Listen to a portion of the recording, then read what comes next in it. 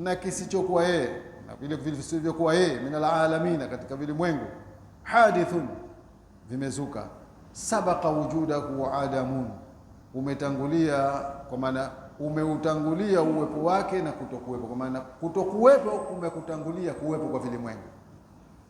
Hiyo lugha itakuwa inafahamika sana nyingine. Kumetangulia uwepo kwake kiumbe kutokuwepo.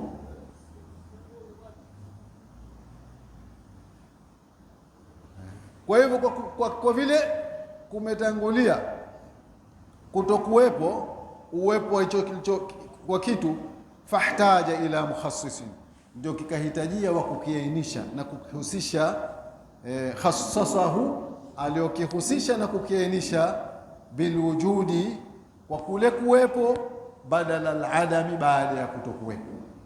Baada ya kutokuwepo kikahitajia kisichokuwepo katika viumbe wa kukihasisisha, kukifanya kiwe kipo, ambaye ni Mwenyezi Mungu Subhanahu wa Ta'ala. Yeye ndio aliokihusisha kuwepo baada ya kuwa kipo, baada ya kutokuwepo.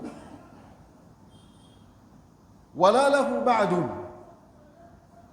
wala Mwenyezi Mungu kama ambao laysa lahu qablun, hana yeye qabla, wala lahu ba'dun, wala yeye hana baada. Maana yake nini? Fala yalhaquhu wala yajuzu alayhi alfanaa. Maana yake Mwenyezi Mungu Subhanahu wa Ta'ala hakumpati yeye wala haijuzu kwake yeye kutoweka. Yeye ndio mwenye kubakia, hana mwanzo wa kuwepo, maana yake, wala hana mwisho wa kuwepo. Falaisa lahu ba'du, wala yeye hana baada, kwa maana hakumpati yeye kutoweka wala kufa wala kuangamia, hakumpati Subhanahu wa Ta'ala. Kwa sababu gani? Kwa sababu yeye hana mwanzo wala hana mwisho. Hana mwanzo wala hana mwisho, wala hakuna aliyomfanya asiwe na mwanzo wala asiwe na mwisho.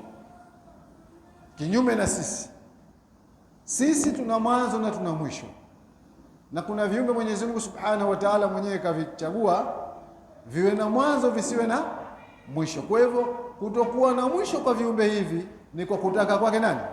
Ni kwa kutaka Mwenyezi Mungu kuvifanya visiwe na mwisho. Ila yeye Mwenyezi Mungu Subhanahu wa Ta'ala hakuna aliyomfanya asiwe na mwanzo wala asiwe na mwisho. Hana mwanzo kwa dhati yake wala hana mwisho kwa dhati yake.